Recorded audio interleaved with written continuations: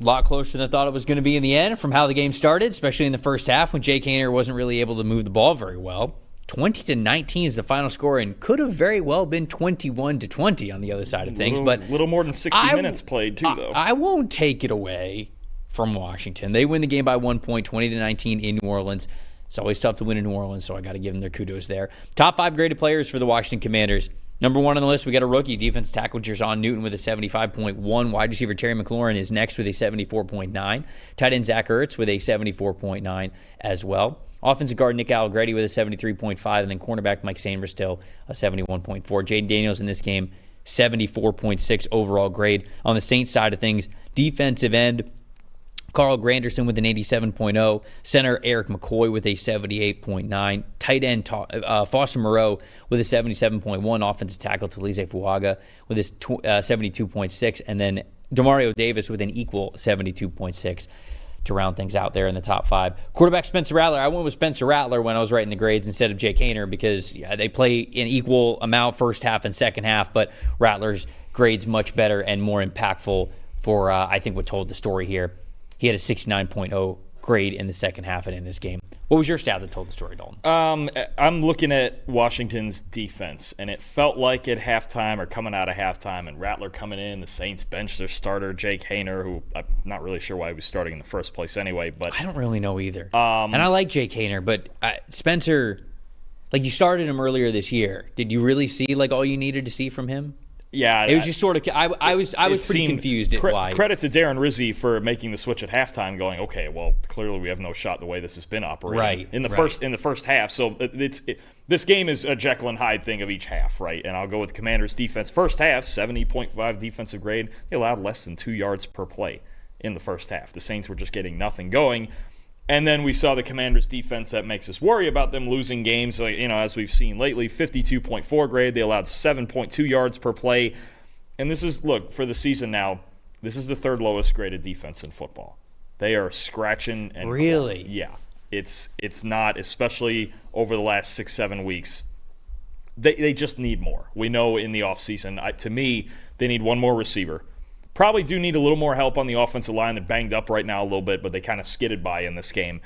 And they need help on defense. We got a couple of good young players. Mike Sainristil's been really good, and we know Frankie Louvu's locked in for a bit. And Johnny Newton, we got some guys, but they need a whole lot more. And I think a big thing that stood out for me in this game, they just could not get to the quarterback unless they blitzed. They have to blitz to get to the quarterback. A four-man rush for the Commanders just doesn't work. When they sent a standard rush, 28% pressure rate.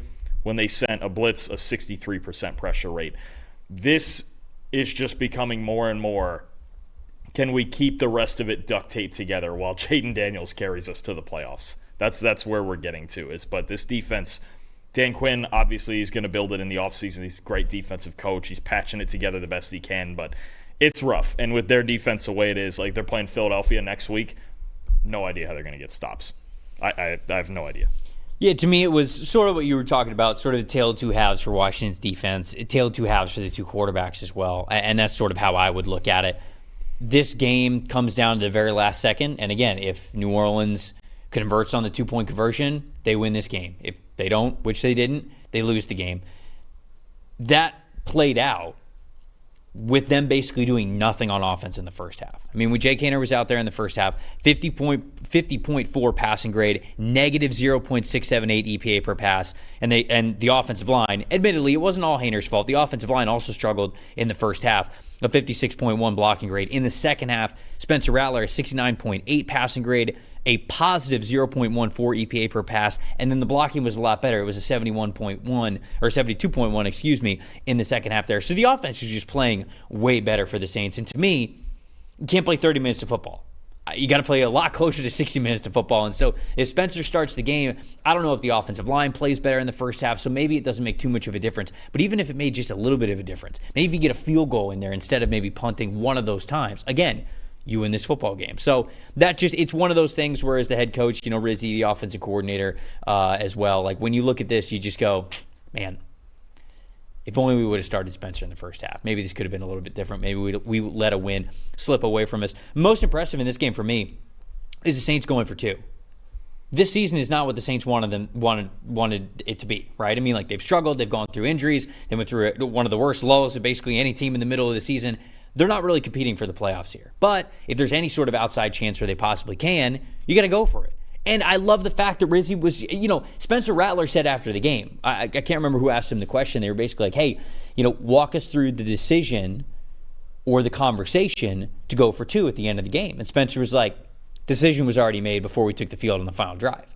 Like, we were going to go for 2 if we got in the end zone. And I think it's the right call. And I think it's 100% the right call because, again, you're the interim head coach. The year's not going that well for you.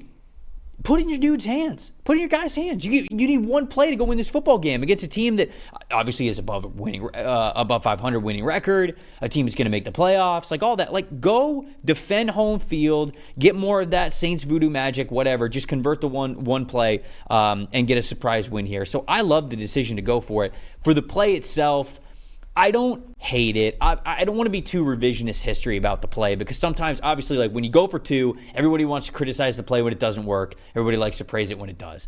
So they're in a situation where they've got 2 wide receivers on the right side of the line of scrimmage. The guy on the far side is basically just running a clear out route. He's taking the outside corner, and he basically wants to take him to the very back of the end zone. And what he wants to do there is he wants to clear that space for the slot wide receiver to run basically a speed out, getting to the outside, getting to the front pylon. Spencer Rattler hikes the football. It's an immediate rollout to the right. The offensive line is all moving to the right. And they move the tight end from the left side of the line of scrimmage to the right side of the line of scrimmage before the play. He's still attached to it, so his whole primary purpose was to be an extra blocker and to give Spencer extra time so there wasn't an immediate guy sprinting at him and getting his hands up so he could get the ball out to that wide receiver. I understand. Again, I don't want to be too nitpicky here, but I would have liked to see a little bit of deception. I would have liked to see a little bit of like a tight end leak going to the opposite side because Spencer fires it in there and it was too tight a coverage. They played coverage really well. Hats off to Washington for it, but I wonder if he sees that coverage as tight as it is, if he goes, all right, well, I'm not completing this football. The play didn't work out as well as I wanted to. You get a last second where you get to kind of like look to the opposite side of the field, and with the whole defense flowing one way, you got the tight end and a leak, just like a leak route going the other way, and you just go, all right, I'm going to throw it and see if I can get it back pylon to him.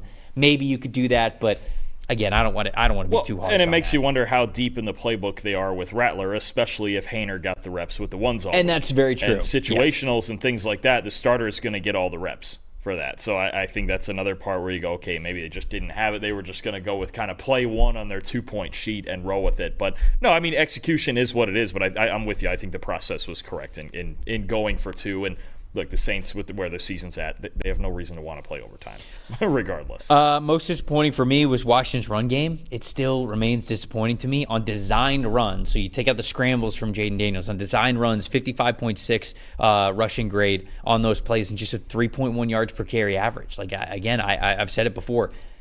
For as much as Jayden Daniels is the headline, this is a rushing football team, in my opinion. They win the game when they rush very well. And they haven't, especially in the second half of the season. In the games where they have looked very inept on offense, not really able to move the ball, it's because there's no balance and they can't run the football. So your most impressive, most disappointing. I'll take, because of all the other factors we've talked about with the extremely inconsistent defense and banged up offensive line and no run game, I think it's Jayden Daniels. And I think was it his best game? No. Did he take too many sacks and mess around a little too much? Yeah, but he also gave you the magic early in the game. The first touchdown to Terry McLaurin was just incredible, shaking guys out and heaving it into the end zone and seeing McLaurin coming from across the field. I mean, look, Jayden now gives this team a floor, right? There was no turnover-worthy plays. That's a theme with him. He doesn't really put the ball in danger. He was their leading rusher, 11 carries, 66 yards in this game. This is his team. And at this point now, the goal is obviously to surround him and the defense with more talent and more pieces they can move forward with as the foundation, but he's already their best player. And at the end of the day, the reason they won this game is because even when they weren't finishing drives and, they're kicking field goals and they actually missed a field goal at the end that would have actually put the game away before that whole sequence you talked about, they win games because of Jayden Daniels. And he's one of the, 8 best quarterbacks in football right now. That's just what he is, because even a game like this, he gets through it and he completes darn near 80% of his passes, and he's that good. Even in a game where he didn't grade that highly, and yeah, he took a few sacks he shouldn't, this is what gives them the floor. So even if they go to the playoffs and they lose because the rest of their team is, not great enough to make a playoff, or to win a playoff game, I should say, it's a wildly successful season because darn well you have a top 10 quarterback. Most disappointing before we move on. I go Trevor Penning on the Saints side. Just a rough one in pass protection. It was really one where they sent Frankie Louvo at him. They sent those blitzes at him. They said they were giving problems. He committed a holding, 39.3 pass blocking grade. He was really the main victim when Washington did get pressure. He's the guy they attacked. So it was a rough day for him at right tackle. Thanks for watching, everybody. Make sure you like and subscribe the video. And if you don't have a PFF Plus subscription, you can get one to see all the premium stats that we talked about here on the show, plus the expert betting and fantasy advice over at subscribe.pff.com. The description is also right below, so if you are not a PFF Plus subscriber, you can become one today.